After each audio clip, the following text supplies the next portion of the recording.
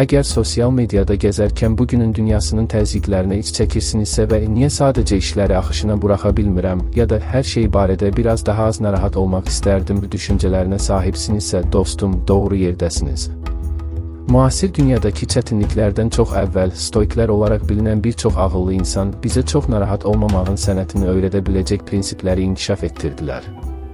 İşte 21-ci əsr həyatının xaosuna qarşı bir antitez ola biləcək, təzə və dərinləşmiş dönüşüm təmin edən 10 sadə stoik prinsipi. 1. Hal-hazırkını qucaqlayın. Marcus Aurelius demişdi ki, gələcək sizi narahat etməsin. Hal-hazırkını bəsləsəniz, gələcəyə sağlam şəkildə çata bilərsiniz.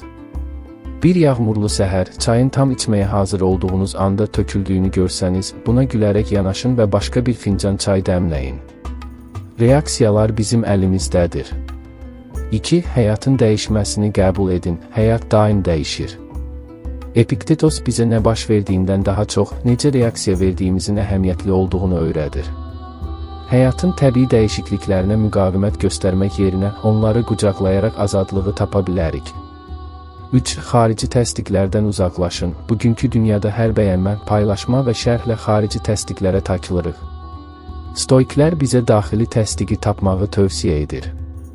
Özünüzün hakimi və cüryası sizsiniz, xarici faktorların əhvalınızı müəyyən etməsinə icazə verməyin. 4. Həyatın təbii dövrələrini qəbul edin. İtki ağrılıdır, ancaq həyatı keçici olaraq qəbul etməyi öyrənin. Seneca deyirdi ki, çətinliklər zehni gücləndirir. Çətinliklər şəxsiyyətimizin inkişafı üçün fürsətlər təqdim edir. 5. Gerçək zənginlik daxili sülhdədir. Stoiklər deyirlər ki, xoşbəxtlik əmlakla deyil, ruhun sakitliyi ilə bağlıdır. Lükslərə qul olmadan onlardan zövq almaq lazımdır. 6. Qədəri qəbul edin. Epiktetos, hadisələrin istədiyiniz kimi olmasını tələb etməməyi, ancaq olduğu kimi qəbul etməyi məsləhət görür.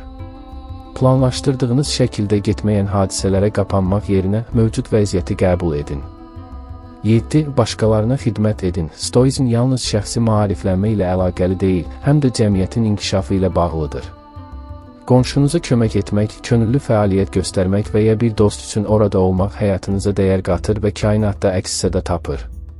8. Düşüncələrinizi gözdən keçirin. Marcus Aurelius demişdi ki, həyatınızın xoşbəxtliyi düşüncələrinizin keyfiyyətinə bağlıdır. Mütəmadi olaraq düşünmək ruhumuzun aynası kimidir.